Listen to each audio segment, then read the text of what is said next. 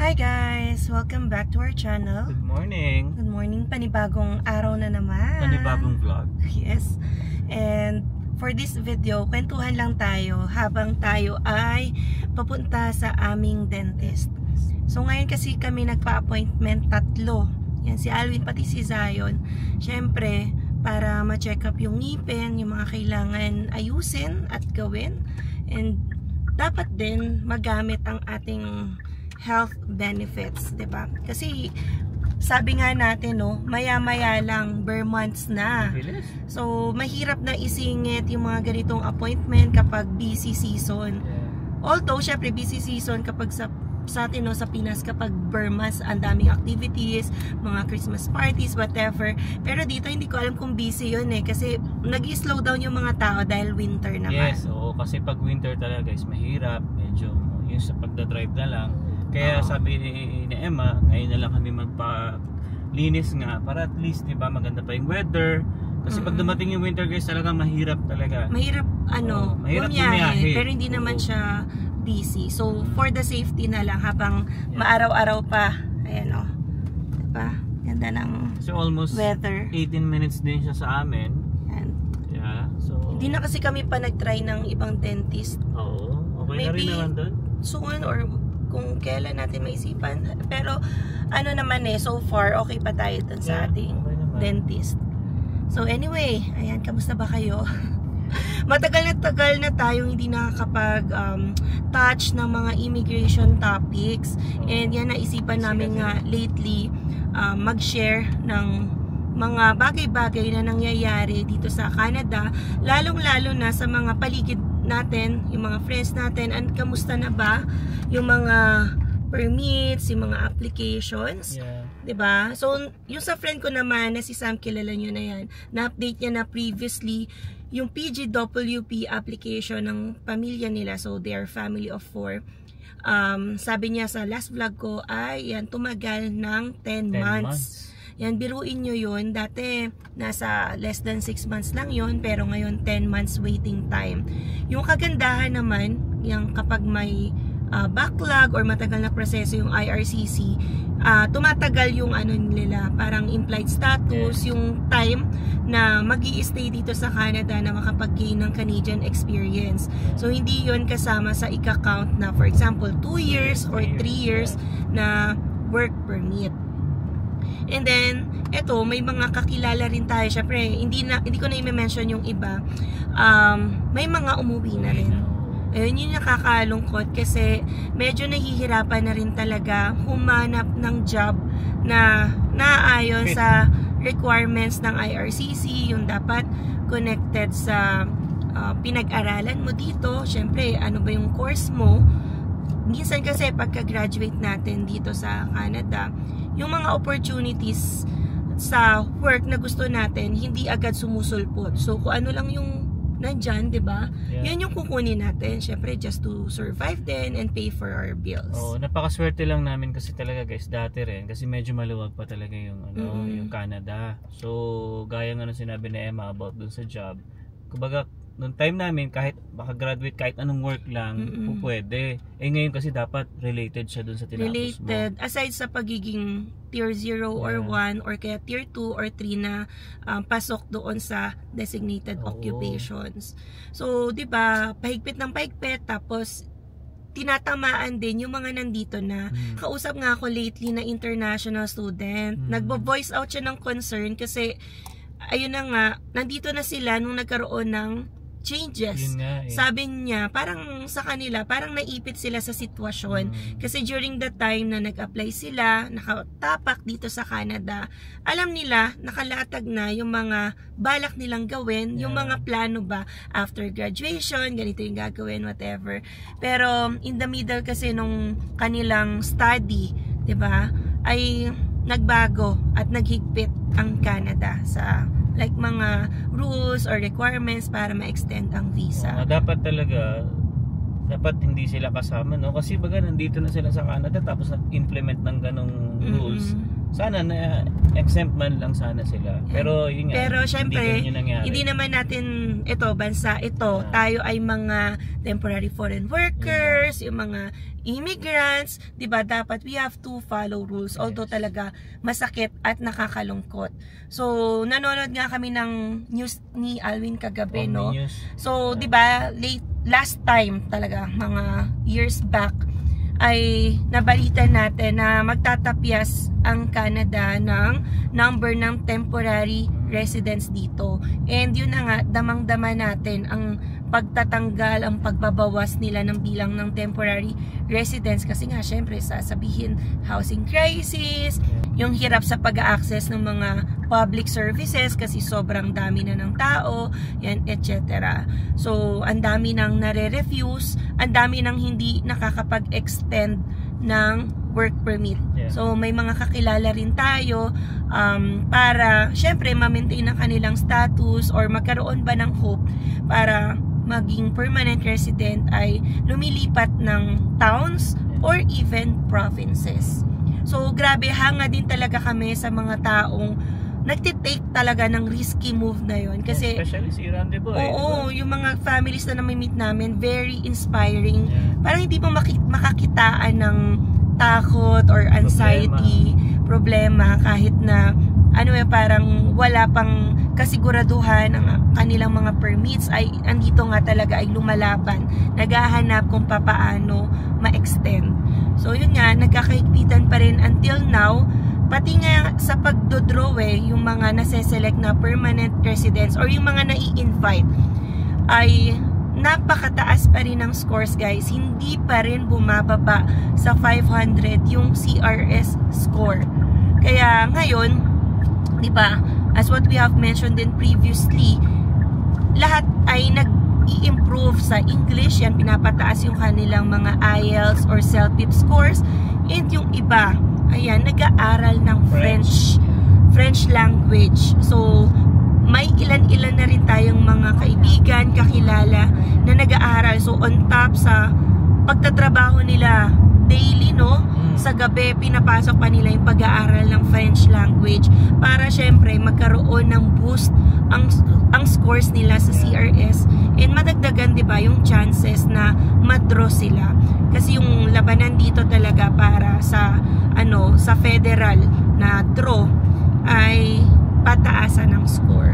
So, ang na-mention nga sa balita, kapag yung work mo ay mostly nasa healthcare, construction, trades, and nag-aaral ka pa ng French, ayan, mas mataas yung chances mo na ma-invite for permanent residency dito sa Canada. So again, yan na, i-explore nyo yung options na healthcare, construction, trade, tapos yan, if you have time, you can study the language ng French. Tsaka alam nyo guys, ramdam na ramdam talaga namin yung effect ng pagbabawas nila. Kasi unang-una na lang sa bahay, bumaba talaga guys yung presyo ng mga bahay dito. Unlike dati nung pagdating namin dito, talagang grabe yung angat yung presyo, nagbibid pa yung mga buyers. Guys, every year tumataas yung renta namin kasi naabutan namin yung peak season. So ngayon, pababa na yung renta.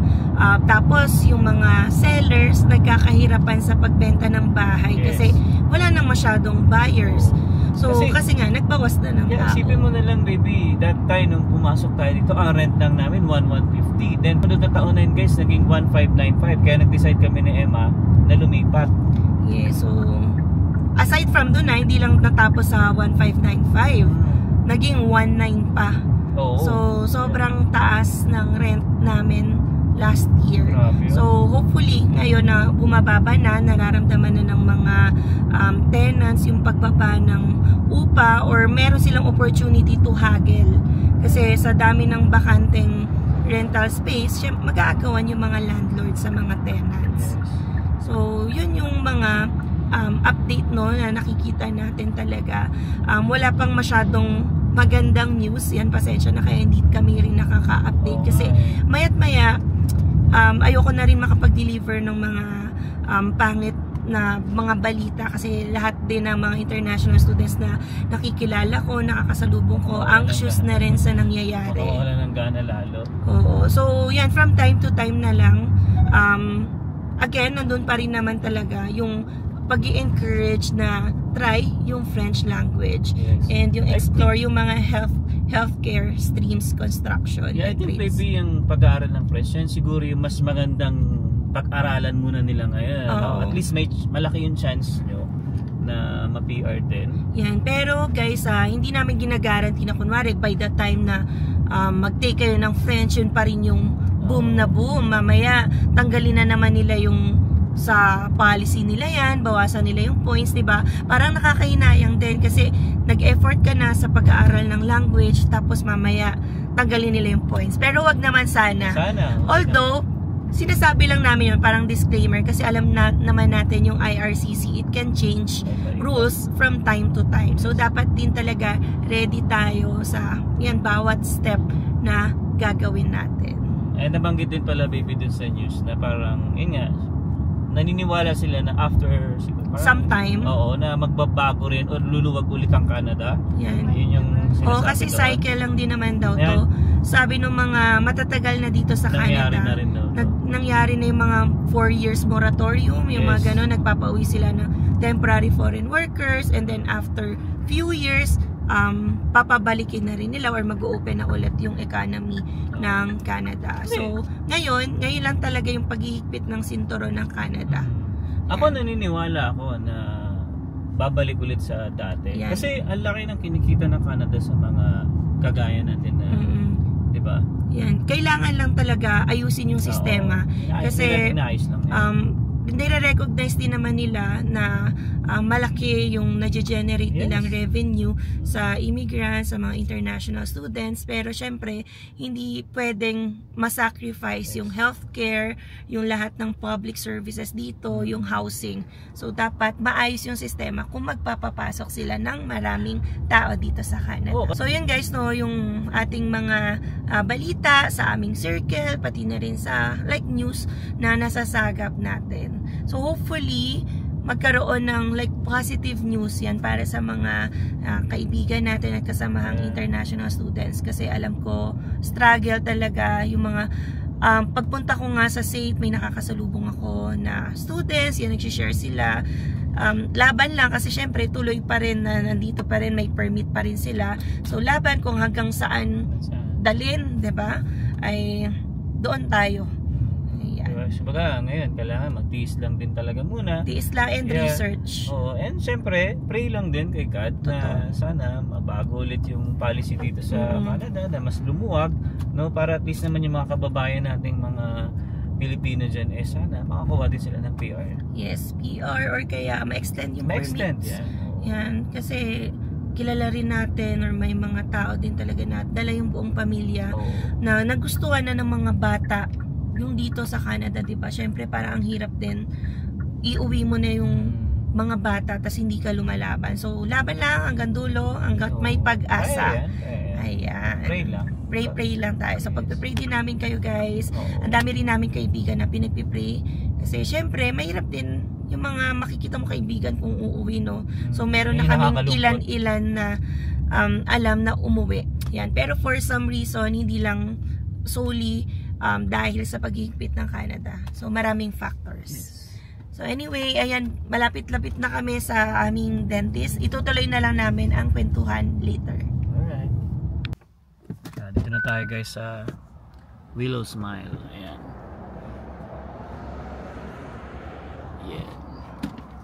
So dito kami. Kagandahan dito guys, halos Pinoy lahat sila ditong dentista. Ayan. So yun guys, balikan namin kayo mamaya. So yun guys, ito na tayo sa bahay, and hindi na kami nakapag-vlog kanina dun sa Willow Smile, no, kasi dumaan pa kami ng ng McDo. Ayan, so after natin ng pa-clean ng ngipin, kumain kami ng McDo. Ayan, nag-order nga kami ng McDo ni Zion. And so yun pala guys, no, yung binayaran namin kanina. Actually, bayad ng insurance ko yon. Ang mahal. Grabe, yung kay Zion na lang parang umabot ng 260 ata. Ano lang yun cleaning lang yun. Kung i-convert mo sa peso yun, parang nasa 10,000 na agad, no? Look at Michael. Oh yeah, papakita natin mamaya yan. Then yung sa akin naman ay malaki din. Sobrang laki din. Kaya importante talaga dito guys may insurance ka. And yun na lang, buti na lang. And 100% yung ating insurance, so wala tayong babayaran doon. And ano nga pala, yung aking allowance nga pala dun sa aking dental is tag to 2.5 kami. So almost 7.5 yun. And covered yun ang insurance natin. Alright, so yun, napadaan kami ng McDo. Ayan, nagutom si Zion tsaka si Emma. Ito, order kami ng fries. Mura lang naman yan. Then, Happy Meal ni Zion. Zion, where's your, yung toy mo? Ayun, Ninja Turtle na Hello Kitty. Ito yung Happy Meal nila. Kasi gusto niya, guys, ni Zion ng chicken nuggets. Ayan, kaya bumili tayo ng chicken nuggets. Yeah, tsaka ito, nagpabili na naman ng Hot Wheels. Ayan, ayan ang toy niya na naman. Ang dami niya ng cars dito talaga sa bahay. They made the car. No, that's not na. I'll show you the car here. I'll show you. Pakita niya raw sa inyo guys, no? Ayan, so meron siyang slide kasi dyan. Yun. Ang dami, sobrang dami ng laruan na to, naipon na. Tapos bigay din ng mga kaibigan namin, yan, sila Jason, Moira. Nagbigay din ng mga cars dyan, ng Hot Wheels. Ayan. Alright guys, no? And sana na lang magbago ang polisiya dito sa Canada at sana lumuwag para naman kahit pa paano yung mga nangangarap na maging PR dito sa Canada, especially mga kapwa natin Pilipino, is mabigyan sila, no? Kasi talaga guys, sobrang hirap talaga ngayon. Kakahigpitan, tas ang dami nga nare-refuse. And yeah, pag-pray na lang natin guys na sana siguro next year or after 2 years bumalik sa dati, no? Ayun. So yun guys, dito na lang tatapos ng vlog namin and I hope na nag-enjoy ka sa vlog namin ni Emma and Zion. Alright, so hanggang dito na lang. See you on the next one. Peace!